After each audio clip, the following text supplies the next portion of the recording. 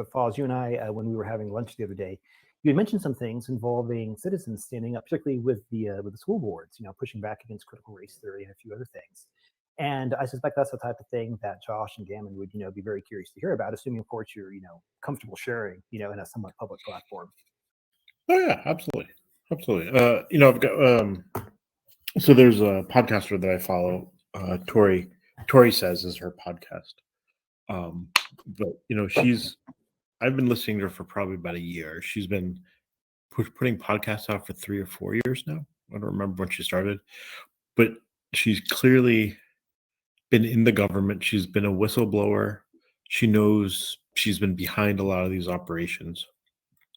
And one of the things, over the course of time, some of the things she's shared is that our elections haven't been secure since probably 2000.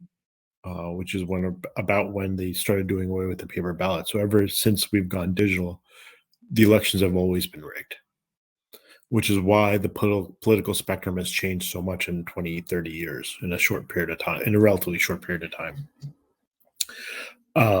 But one of the things she has been harping on for quite some time is don't worry about the president. You have more power locally than you do nationally. And so she's been getting people to really organize and get out there and take action. So as of last week, they had filed 48 of the 50 states had filed what they call a writ of mandamus. And the writ of mandamus is basically asking the state Supreme Court to make the governor do their job. And so what does that really mean? She found in the case of Ohio, they had something in their constitution that the government cannot mandate a healthcare system or a healthcare program. I forget the exact vernacular, but in short, the vaccine mandates are illegal, and the governor, because it's in the state constitution, the governor has to abide to it, not allow that to happen. But it also broadens itself into Obamacare. All right. So, FOZZ, let me just jump in and repeat back what you said to make sure I understand it. What I hear you saying is that at least in 48 out of the 50 states, the states at the state level, presumably enshrined in the state constitution,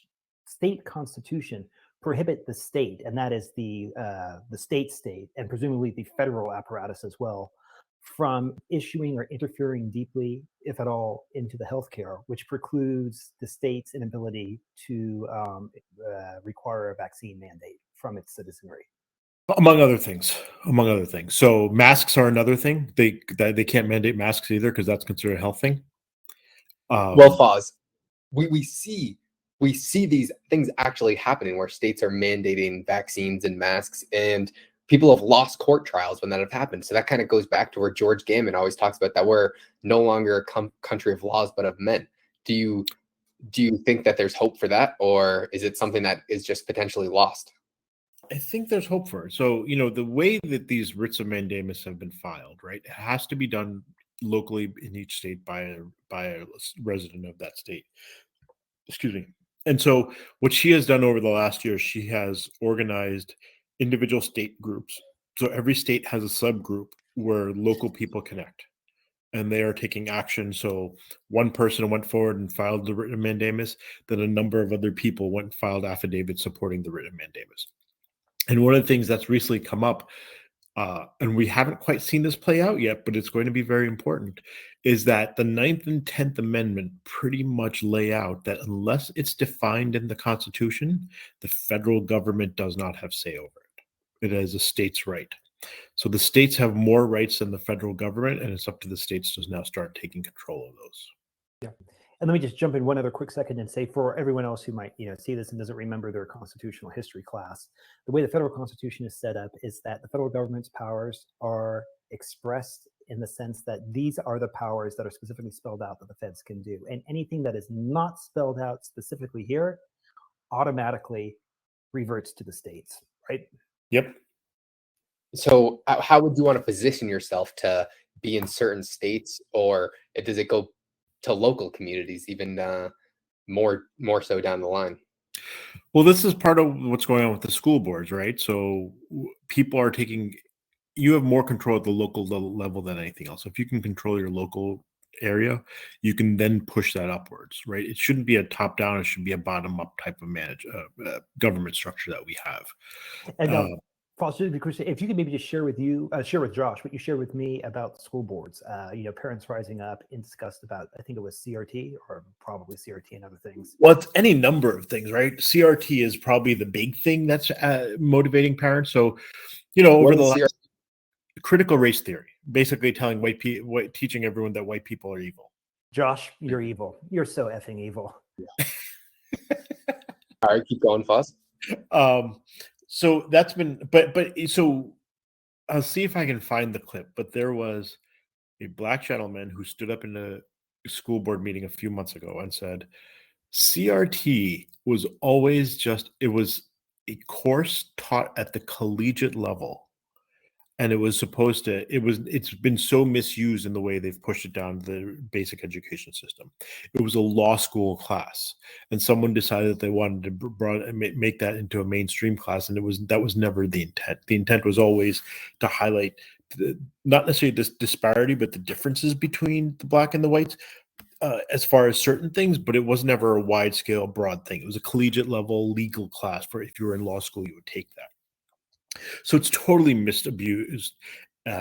totally abused, and parents are rightfully getting upset about it, right? They're like, you have on one side, you've got not only white parents fighting it, but you have black parents fighting it, going, I don't want my child believing that white people are bad and they're superior, right? It removes at the fundamental thing is we're all equal. It removes that fundamental thing. It's now differentiating people, and the way the uber liberals work, right? The way they get power is by pitting people against each other. And that's what CRT really is pit. And they've recently renamed it because it was getting such a bad rap to social emotional learning or something, but it's the same stuff. They've just changed the name to get away from it. But so what that has done over the course of 6 to 8 months is it's really motivated the parents to go into the school boards, and literally in some places, there's a place in Arizona where the school board canceled, like all these parents showed up, they canceled the meeting and kicked all the parents out. So what the parents did was, we're firing you. Elected a whole new school board right on the spot. A few weeks ago, and this has been going on for months now, a few weeks ago, the National School Board Association wrote a letter to the Biden administration and Garland asking for the FBI's assistance because the parents are becoming domestic terrorists. And this has been, so within 2 days, 11 or 12 states suspended their membership in the National School Board Association. As of yesterday, I haven't checked today, but 2 of the states have outright canceled their membership. And as of 2 days ago, the National School Board Association has greatly apologized for what it did, because they now have to backtrack it because they realize what a disaster they've created and what they've done to themselves. But I was talking to a colleague of mine yesterday when we were talking about this, and he goes, this stuff is actually further empowering parents. So more parents are showing up when they issue that first letter, and it's making parents take control, right? One of the things that Tori has talked about any number of times is that for too long we have been asleep. We've let people just do what they want, and we haven't paid attention, and now we're paying the price. And now it's time for us to become active in the community and take control back. Yeah, and I can say this for sure in my personal life. I graduated from high school last year, and now they're mandating in classes that they have to take a social ethics class for all high schools, and they're just teaching everyone how to be socially acceptable to the rest of the people, and it is just absolutely ridiculous. And a lot of people, right? And this is right now, the challenge is the minority has the megaphone. And when, we see all these statistics, but in reality, right? CNN's viewership over the last month has been less than 1 million. Like, just think about that. We're a country of 330 million. Less than 1 million people are watching CNN, right? And MSNBC has similar statistics. So but they have the megaphone, right? And they get to control the narrative. But more and more people are actually like waking up and saying this is not right. And the one thing I have always believed, and Tori has actually recently, Tori has said this a number of times, so it resonates with me, is don't listen to me, don't listen to anyone else, listen to your gut, right? And your gut will always steer you right, and your gut will naturally know what to do, what's right and what's wrong. And I think that's what people are realizing is in their gut, they're realizing none of this is right. Yeah, and the thing that I thought was particularly interesting, and Josh, you might agree with this too, is that oftentimes Josh and I are very focused on the economic lens, kind of how to look at the situation. And there's a phrase that I think both he and I stole it from Gammon. I'm not sure where Gammon stole it from, but the concept is that sure, we might be on the road to serfdom, but we can jump off the road at any time we want. We can walk to the cliff.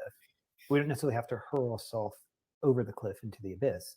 And so when you shared this with me earlier this week, I was quite pleased to see, and while not necessarily an economic related thing, it's nice to see people taking action and demanding or firing or removing or insisting that the nonsense put into play by the administration, whichever the administration is, be it local, state, school board.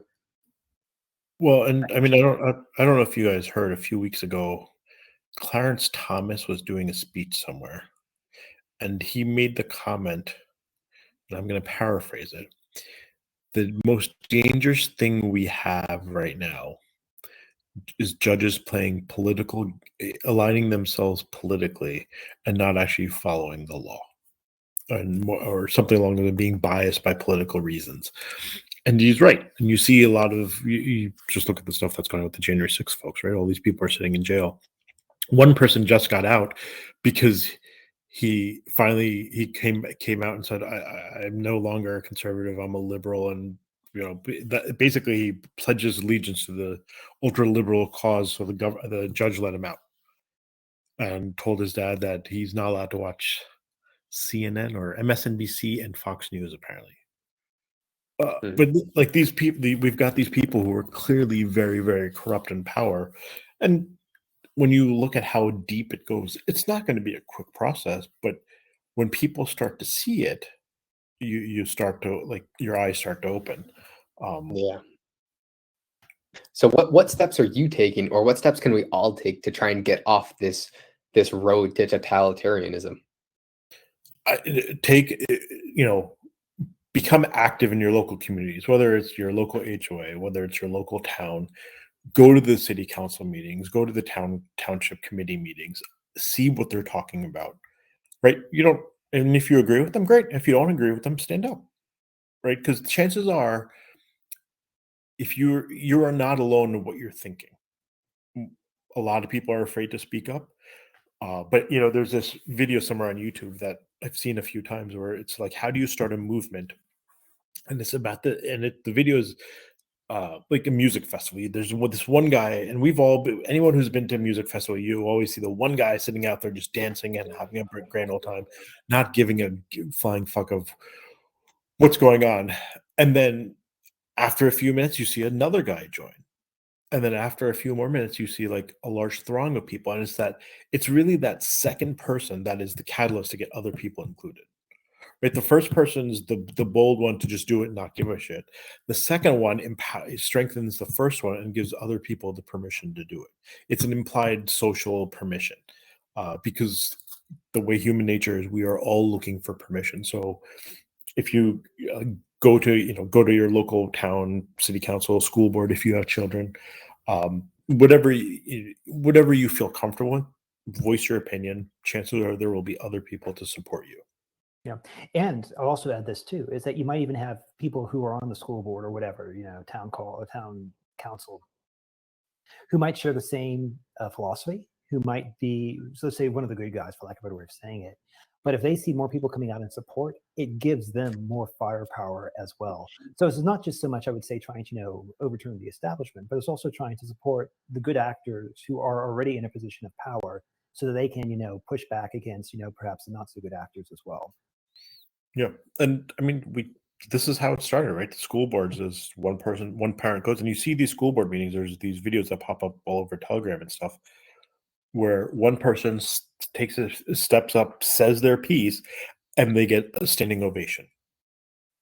right? And it's just it further empowers that person to do it more, and then that empowers other people to take the stand as well. Yeah. And the other thing too is I would say what that might do is let's just say you have, good people who are on the school board, that is, the actual elected board members. They might say, my goodness, we had no idea, we need to immediately change our ways. And if they don't say that, and they just kind of want to, go more on, should we say, the totalitarian road, then at that point, the public can see what's going on. So either way, I would say that it forces a reconciliation. It brings about, the moment of truth. I mean, some of the amazing stuff that I've seen is in the last few months, there are parents who have served the entire school board lawsuits at the school board meeting. The entire board, and so they just walk up, they start talking, and they have and I've seen 3 or 4 like come in with a box of handouts, like that basically being served, right? They've got all the stuff, and then they have someone go up to all the board members, hand it out, and they go, "Now you guys have just been officially served, and this is what we're suing you for," and blah blah blah. There was one where I think it was the mayor of a town went in there and fired the entire school board at a meeting. Right. Nice. And what people are like, what has happened over the last 11 months is it's empowered so many people that we even see some politicians now going, shit, I can't do my usual stuff. I actually have to, I'm being held accountable and changing the routine. Well, that is very good. That is very optimistic, especially I'm someone who, for my job, I have to look through the news at all times. And I can assure you that this is nowhere in the news. So I'm very motivated myself and pleased to hear this. And I know if more and more people start to push this out, it will be inevitable until it starts to become mainstream. And if it becomes mainstream, then the politicians have a very big problem. It is so it doesn't even need to become mainstream. Basically, statistically, you need 1% of the people to buy into it. So out of 330 million, once we get 33 million, that is all you need. That is that first and second person. And then it kind of just spreads like wildfire. That's what you're saying? Okay. Other people start to see it. Other people start losing disillusion. There's always going to be some percentage of people that will never see it, and that is that is just a lost cause. But those, like, just going back to that, the CNN viewers, right? That's a minority. 1 million people out of 330. That's a minority. That is the people that we will never be able to convince, and that's okay. But everything that we see in the news, everything that we find and pretty much all the social media sites, the YouTubes, the Twitters, Facebook, Instagram, that's all curated not to show you all this stuff. And so, where a lot of these folks have gone, the conservative folks have pivoted over time is BitChute, Rumble, Odyssey, Gab, and Telegram. But so Gab is an interesting one. So Andrew Torbaugh, who founded Gab, he did some questionable things, so a lot of people are not so positive on him right now. Really interesting. Yeah, and I forget what exactly it was. Everyone was gung ho about him 8 months ago, but over the summer, I forget he supported something or he agreed with something that was not well liked by anyone, and it really made people question his true allegiance. But the nice thing is, like BitChute, Rumble, there's really no censoring, right? Like outright hate stuff, they'll probably censor. That's fine. But none of this is outright hate stuff. It's so everyone has a fair chance of speaking there. And Telegram is a free for all, right? Anyone can have a channel, anyone can say what they want. Yes, there are moderators, but very rarely do you get censored for anything. Only if you threaten someone's life, you'll probably have an issue. Other than that, I mean, there's amazing amounts of information out there. You just have to find it. That's the reality of it. Well, except the one thing I want to make sure is that my only source of income, that of course is my OnlyFans page, doesn't get shut down, because if that happens, I don't know what I'm going to do to pay bills. So, Justin is very blessed. Anyways, well, FOZZ, that's really good to hear. And like I said, it's nice to hear a little bit of good news in what seems to be a never-ending stream of not so good news. I feel like this is probably a good way to end on a happy note. Very good. Yeah, I mean, and there's two things that when people are down and hard on themselves, I will give them two examples or two things to consider. One, have you ever seen a quote unquote former president who is this much in the limelight after his presidency? who is garnering so much attention and support from the public. Right? It's never happened. So it really makes you sit there and go, And then the other thing is, it's been 9 months, 10 months now. We're going to month 11 now. What has the current administration gotten through? There's nothing that's actually happened yet. There's been a lot of talk. Nothing has actually happened yet. Well, there is the mandate on the businesses with over 100 employees to force vaccinations in some states like California, New York. They're pushing this and forcing you can't go into a business if you don't have a vaccine. Right. So first, from a federal level, yes, they said that. It's not anywhere. There's no OSHA guideline. There's nothing to enforce. So that was just a scare tactic from the administration. At the state level, yes, they're doing that at the state level. That will eventually get overturned. As an example, in New York, having spending a fair bit of time in New York on a regular basis, maybe 30% of the 20% of the places actually check. Most of the places don't even check. And even then, since that whole mandate has started, the restaurant industry has seen a decline of 30 to 70%. Right? That is not sustainable. It is they definitely will not stay.